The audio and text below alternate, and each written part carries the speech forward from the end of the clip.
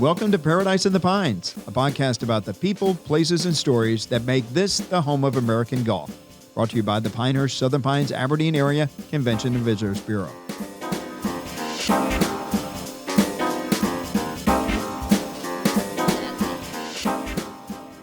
Okay, cool. And welcome back to Paradise in the Pines. I'm Phil Wers, President and CEO of the Pinehurst Southern Pines Aberdeen Area Convention and Visitors Bureau. And we're joined today by Janeen Driscoll, a great friend of the Pinehurst area and of the CVB. She is the Brand Communications Director for the USGA, United States Golf Association. Janeen, great to see you again. Phil, it is amazing to see you, and what a great studio you have here. This is fantastic. Wow. We love it, and thanks to Joe Brown, the Executive Director of the Bradshaw Performing Arts Center at Sandhills Community College. We got a great studio set here. If you're watching on YouTube, we certainly hope everybody's listening on the podcast as well. So, I mean, your history, Janeen, with Pinehurst goes back quite some time. Give us a little thumbnail sketch of how you discovered Pinehurst. Yeah, I came to Pinehurst right around 1996, and I'll be the first to tell you, I came kicking and screaming. I wasn't a big golfer. I had people in my family and people that I was with at the time that were in the game of golf. And I was living in Charlotte at the time, and I just couldn't imagine living in this small town and really being happy as a young person. But shortly after I came to the area, I got a job with Pinehurst Resort. That was in right around 2000. I had helped an organization with their corporate hospitality at the 1999 U.S. Open. I was on the porch of the members club watching Payne make that putt, right. And I was hooked. And I really wanted to be a part of the energy and the action that was Pinehurst and was this amazing U.S. Open. So worked for the resort for 10 years, then worked for, after Club Corp and the 5 resorts that we owned at the time, and then ended up working for Billy Casper Golf out of D.C., working for public and daily fee golf courses, and then was recruited by the USGA in 2014, right at the back-to-backs. So really, honestly, that one memory that I have of being on that porch, watching Payne, and being at the USGA right now, it's a dream come true. It's interesting you mentioned when you first arrived in the mid to late 90s in Pinehurst. About the same time that Tom Pashley, the current president of Pinehurst Resort, arrived. It's kind of interesting as contemporaries and arrived around the same time. I asked Tom in a previous episode, what was it like to be basically on the front porch of history? And when Payne in 99, you mentioned that. What was it like when you came here versus what Pinehurst is now? Yeah, well, it's evolved exceptionally well. It's amazing to me, even as I left 7 years ago to join the USGA and to be in New Jersey and what it is right now. Pinehurst and the USGA and Pinehurst and golf have been synonymous since 1895, right. Really in 1900 when the first golf courses were built at the resort.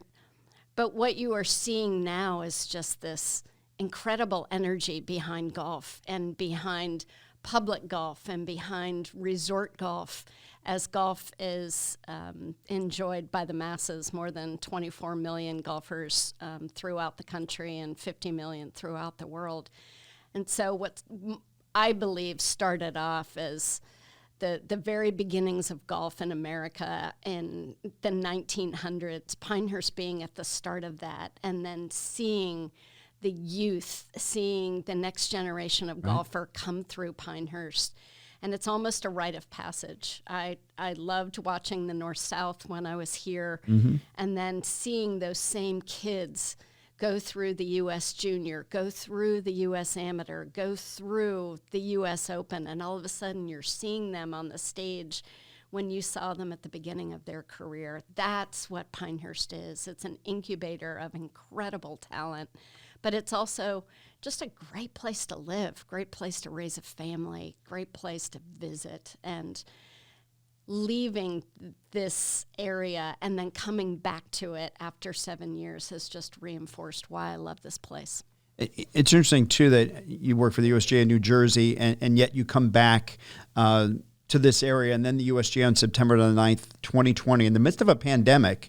And I heard the announcement made, you guys kind of wrestled whether or not to make that announcement in the midst of a pandemic, but you make the announcement that really was a total game changer. We've used that phrase a lot to talk about USGA building the second headquarters here. Talk about what went into making that decision and the comfort level on that day to make that decision in the midst of a pandemic that really is going to change the face of Pinehurst forever. And the face of the USGA as well, really. We have one headquarters right now inside New Jersey. We're about 30 miles due west of New York City.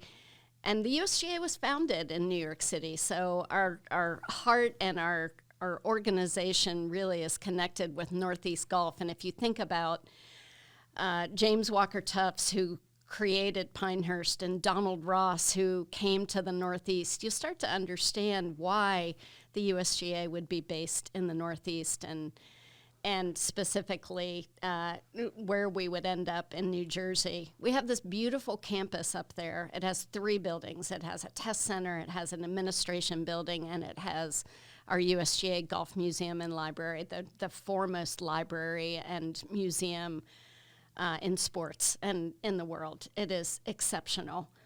What we found out over time are a few things. Number one, being in farm country of New Jersey, while incredibly bucolic, from a museum perspective and really giving people an idea of what is in our very deep collection, it's hard getting people to the museum because we have so much competition from an entertainment perspective inside New York City. Mm-hmm. We're competing with the museums that are in the city as well as Broadway and all of the entertainment complexes. So that one was certainly one. Number two, we needed to rebuild our test center.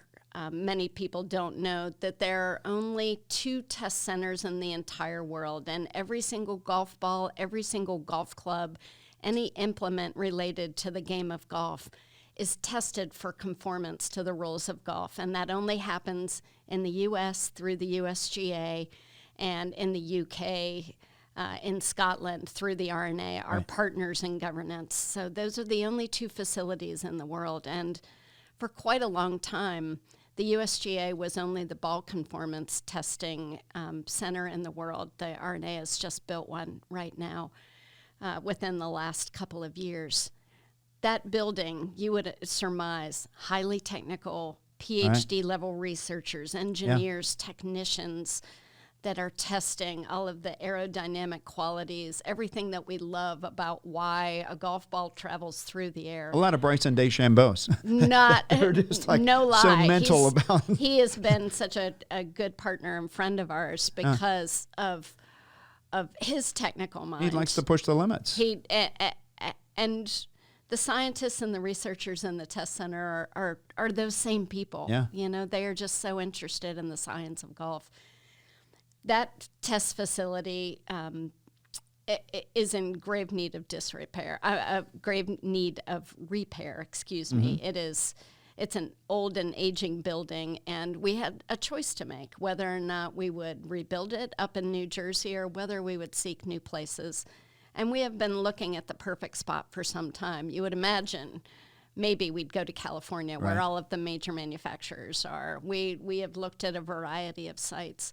But what we loved about Pinehurst, number one, is the more than 1 million visitors that you have here that give us an opportunity to expose our museum, our collection, what we do for the game, our relationship with your golf courses, not only Pinehurst Resort, but Pine Needle, CCNC, all of the courses in this area that have held national championships. And third, the ability to build a state-of-the-art test center here through support that we got directly through the state of North Carolina, through Partners in Progress in Moore County, economic development funds that will help us build the most exceptional testing and equipment center in the world that we believe, and we want to build it right here. So partnerships with Pinehurst, partnerships with the community, the ability to expose our our library and our museum collection to fans far more than we could do in New Jersey. All of those things were exceptionally important to us. And we use the tagline at the CVB, we're the home of American golf. And that announcement and that decision to move the second headquarters here, the testing center, the green grass, everything else. I mean, it really legitimizes that we are truly, Pinehurst, Southern Pines, Aberdeen area is the home of American golf. You got it. And our team, our USGA team, of course, we already have 15 people that are here that have been running our championships. But in 2022, this year, you're really going to see this influx of people from our test center, from our research team, our green section team, that are going to call the Pinehurst area home, and they're pumped up because it is the center of golf that they can focus on and that will give them energy for their very important work in the game. Well, having worked up north when I worked at ESPN, and I hate snow and I hate the cold, and I lived in D.C. and I don't like the cold, how much did you have to twist people's arms to move from New Jersey to Pinehurst? I understand there were 15 people already here, but there are 35 more, so it'll be about 50 people from the USGA once all said and done and that facility opens at the campus at the resort. Yeah, you got it. Oh goodness, there's a line of people that want to come to this space that we don't have room for. The campus, we have about 350 employees around the world, and 50 to 60 of them will be based here in Pinehurst at the campus, and there's a lot more that wish they could. So I can't tell you how energized they are. Many of them have already looked for homes, have already looked at schools, have already looked at all of the things that you need to look at in order to rebase here. But goodness, there is so much energy about Golf House Pinehurst, not just internally, but externally for our corporate partners, for our players, for just about everybody in the game. We couldn't be more than excited about it. So kind of paint the picture here as we get into 2022. Construction will start on the campus. There are the two buildings that will be constructed. I understand everything has to be done because of the incentives and tax breaks that the USGA has received.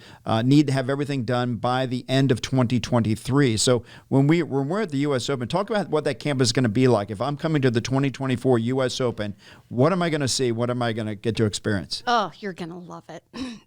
So yes, we are on track to break ground next 2022, May, June of 2022. This year is what we're really looking at. And we're looking at an owner's rendering here if you're watching on YouTube here, what those buildings are going to look like here. I'm so glad that you've shown this. So if you're looking at this particular drawing, the building on the left is the test center.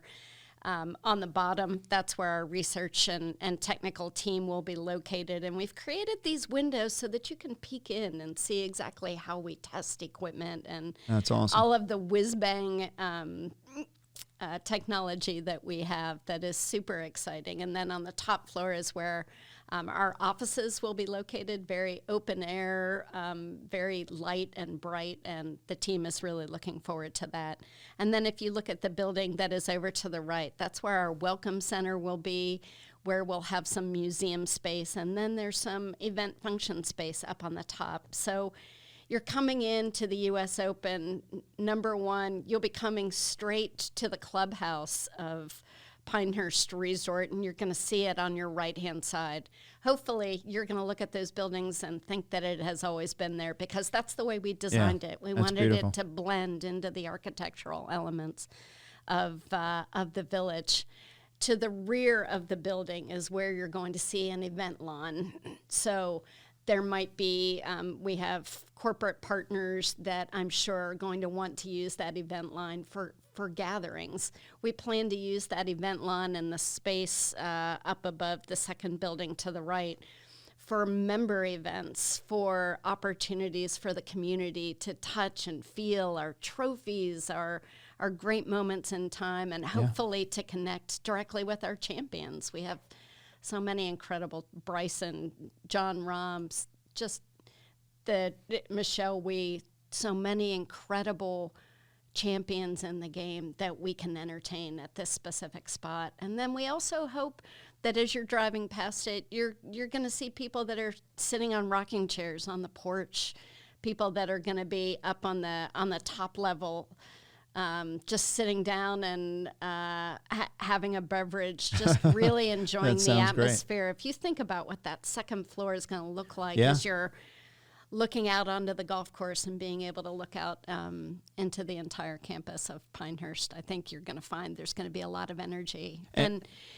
And you also see all these pathways, so you'll be able to, and we want people to be able to walk past it on the front, and again, the pollinator gardens that are at the back of the facility. And of course, people, when they see this under construction, will also see not a USGA facility, but a Pinehurst Resort facility, the new Lodge Hotel, I think 3436 boutique hotel room facility with meeting space and a bar, locker room. So it will definitely be a change, but a really welcome change, and it really blends into the beauty of the Pinehurst area and the resort well. No doubt about it. It's it is going to feel like it has always been there, but it's going to feel such an integrated part of the entire resort that you are just going to feel that the USGA and Pinehurst Resort and this community are all one.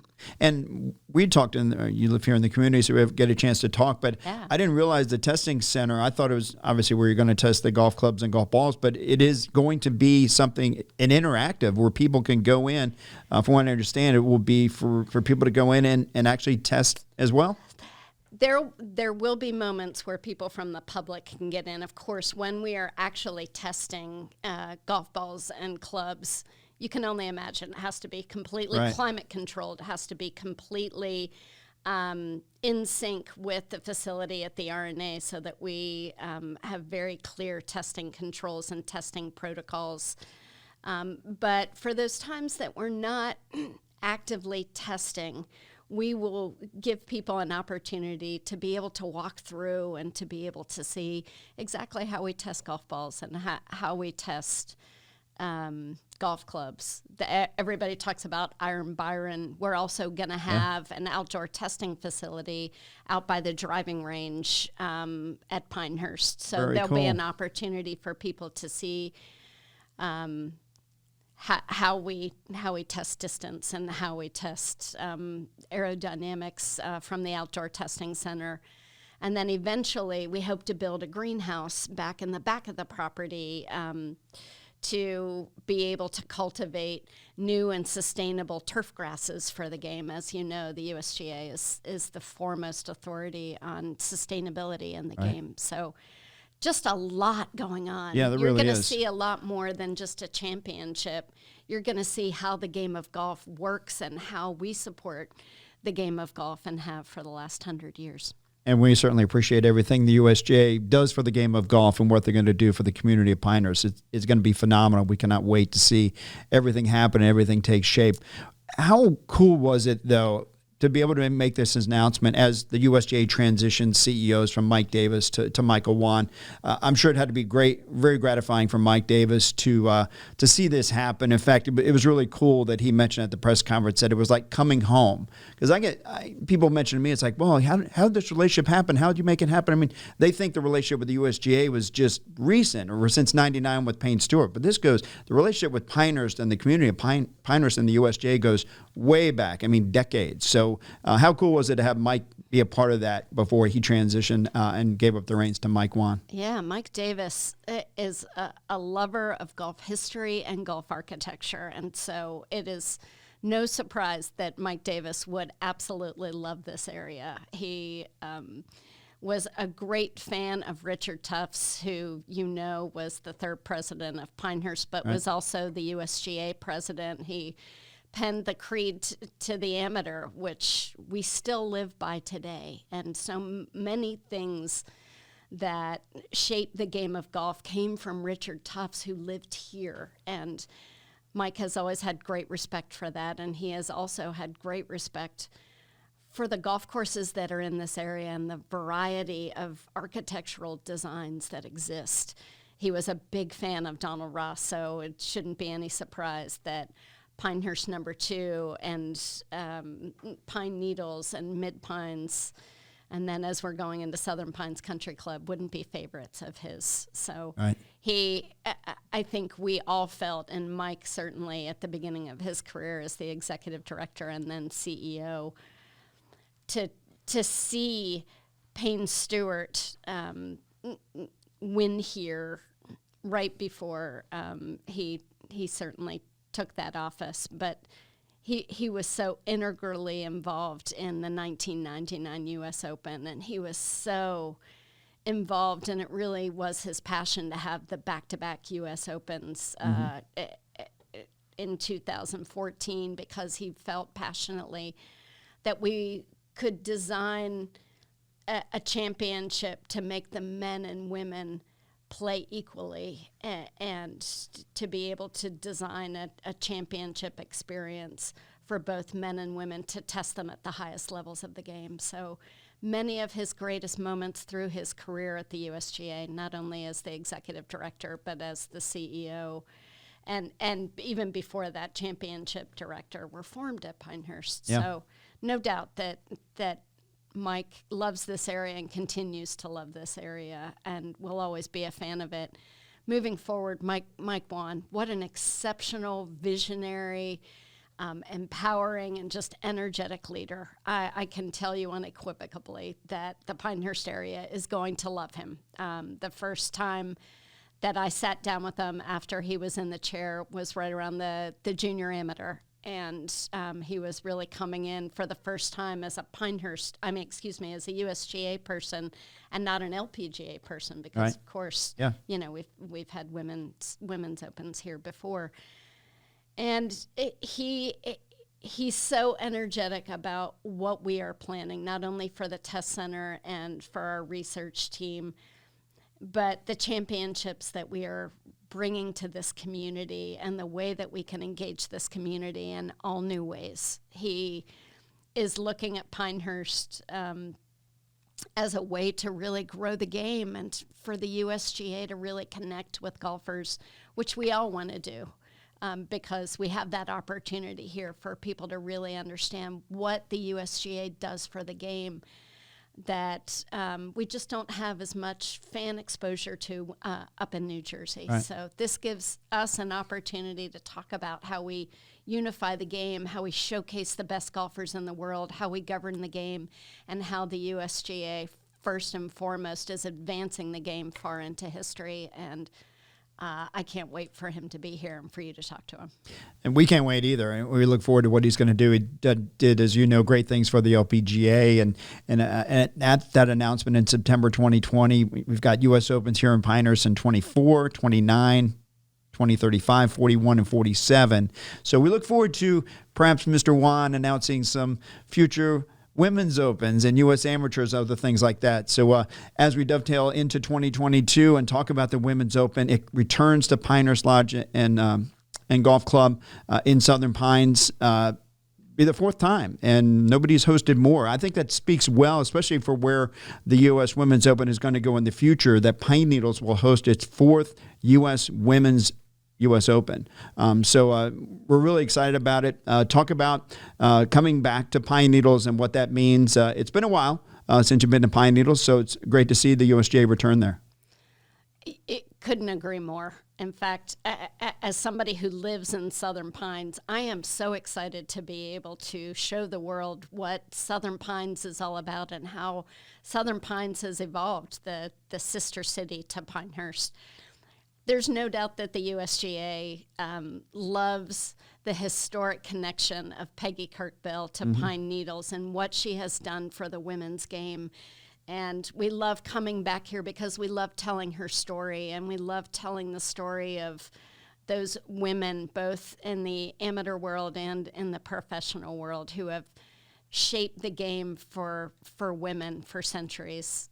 You know this, our first women's championship for the USGA was in 1895, the same year that we had the U.S. Open and the U.S. Am.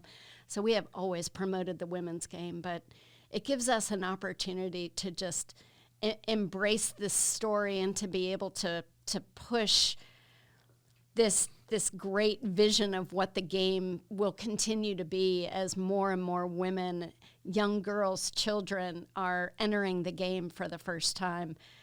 But really, it's the bones of Pine Needles and that golf course and the ultimate test that it can provide to the best players in the world that excites us. It is an exceptional golf course. It tests every component of your game, and it encourages players to really think on their feet. And that is really the signature of the U.S. Open. Yeah. It is about the grind. It is about putting it all on the line and performing at the very best level of the game. And I think we've had so many women's opens here and so many opens here, Phil, that people forget that these are national and global championships, and especially for the U.S. Women's Open, it is the best in the world. It is the one that every little girl wants to win, every woman on the professional tour, every amateur wants to win. It has the biggest prizes related to the women's game, and it is where they test their game to the best level of their ability. And they're coming from all over the world, and you know that this international field that we draw from the U.S. Women's Open is because every player across the world recognizes that it is the very best of the best, and they want to win it. So I am so excited to bring it back to this community. We bring it to communities all over the country.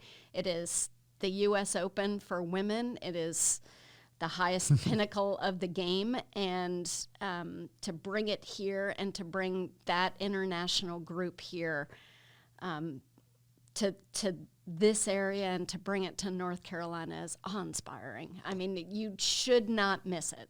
And we're looking forward to the spotlight being shown once again on Pine Needles. And as Mike Davis said during that press conference in September 2020, Pine Needles always crowns a tremendous champion.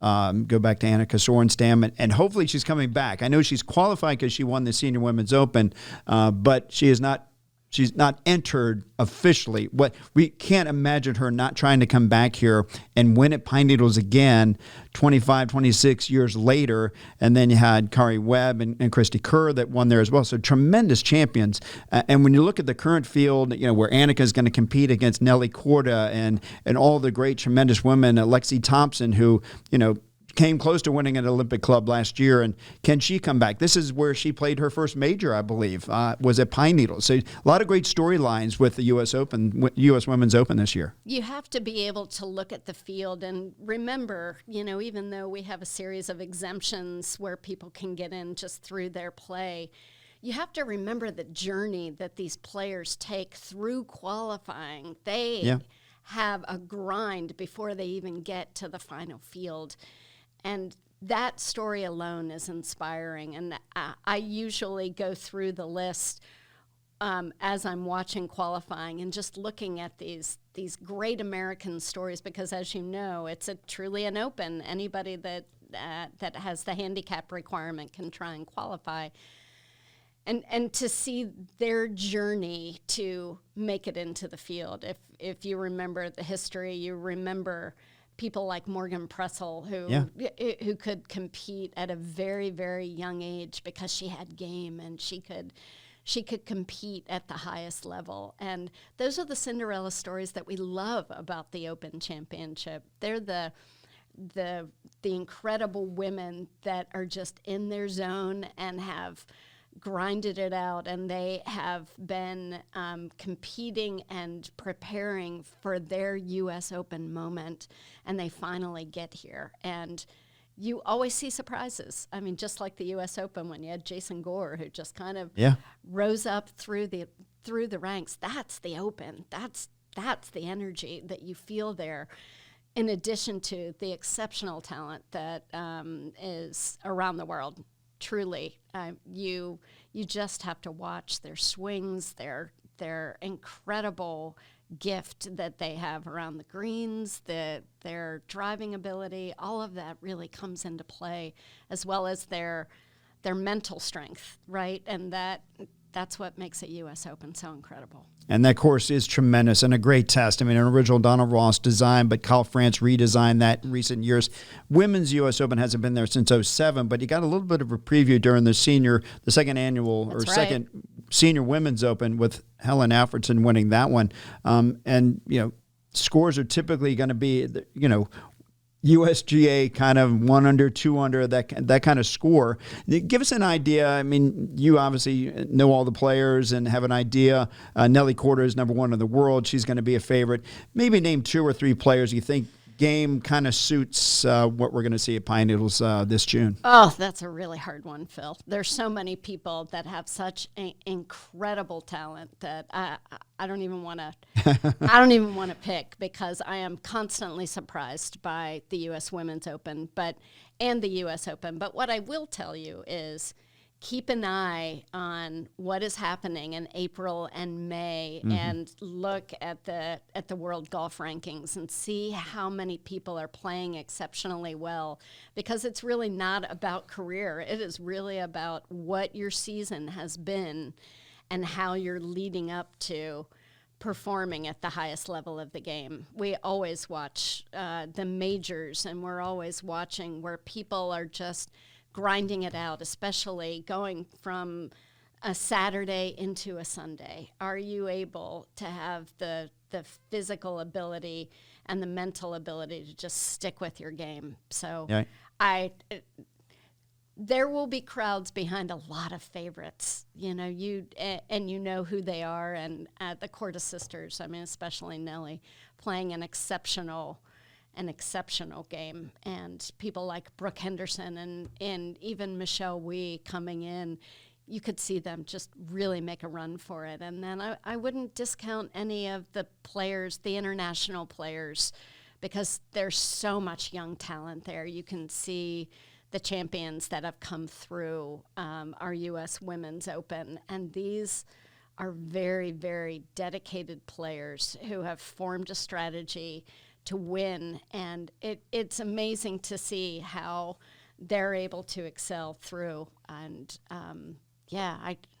we can't pick any favorites, but trust me when I say it is going to be exciting once you get to the cut on Friday, and then Saturday and Sunday is really where you see the action occurring, and you start to see champions emerge who leave the others behind in the dust, because they're just that good. And that's what I love seeing. Saturday is such an exceptional day. We expect a great test. And one thing about this destination, this community, is they are very supportive of golf. You will see a tremendous amount of support from this community. We also encourage people to go to usga.org and buy tickets, daily tickets or tickets for the week. The U.S. Women's Open is June 2nd through the 5th at Pine Needles Lodge and Golf Club. It's going to be a tremendous test. You mentioned you live in Southern Pines, so, we know people from around the world are going to come here to experience this, players and spectators alike. So if I'm coming to here and I've never been to Southern Pines, Pinehurst, outside of coming and watching a great championship, what am I going to do? What should I go see when I leave the championship and go venture into the streets of our destination? Well, first of all, make sure you buy your tickets early, because they're going to go very quickly. And I'm going to put a big plug in for the Bell Pavilion, because that's our VIP tent. And trust me, early June, you're going to want to be in that spot, because it's exceptional. There's some upgraded foods. It's just going to be the spot to be in. So if you want to be where all the cool people are hanging out, make sure that you get into that Bell Pavilion early, because that's going to sell out very quickly. Southern Pines, Pine Needles, Mid Pines, built on this side of Moore County. Phil, you know this. I mean, there's so much energy in Southern Pines, and I just had all of my colleagues that are moving here next year into the area, and they see Pinehurst and they see the resort that is there, and they're awed by it, but they're also looking at where the locals are. And I will tell you, the locals are in Southern Pines. It's such... it has such great energy, and I'm seeing that for the first time since moving back after 7 years. The breweries, the wine culture, the beverage culture, the music culture that is the night scene that is in Southern Pines is by far the best. And it's all within walking area, so you can. And some exceptional restaurants as well. Absolutely. You have great foremost steakhouses combined with exceptional dining at Ashton's, and then really casual dining at Chapman's, and so many other places. Breakfast spaces, lunch spaces. Just about anything that you could want, and all very family friendly. I think people don't really understand, number one, how family friendly the U.S. Women's Open is. Kids 12 and under get in free with paying parent, and that is the atmosphere, the family atmosphere is something that is exceptional. But once you go into Southern Pines and you're going to Betsy's Crepes, and my kids love getting a Nutella and whipped cream crepe, and that is delicious. So lots of shopping. There's just a great vibe and a great energy, and it's so welcoming. People are just so excited to see you in the community, and I hope everybody gets a chance to see that. Well, I got to tell you, it's been a great conversation, Janine. It's always great to see you. Thank you so much for everything the USGA does for this community and for the game of golf.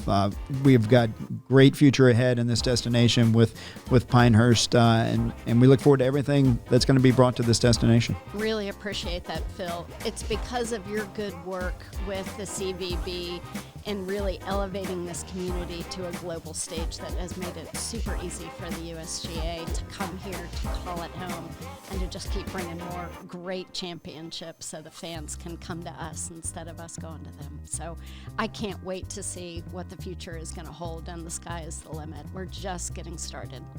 That sounds great. Janeen Driscoll, Director of Brand Communications for the United States Golf Association.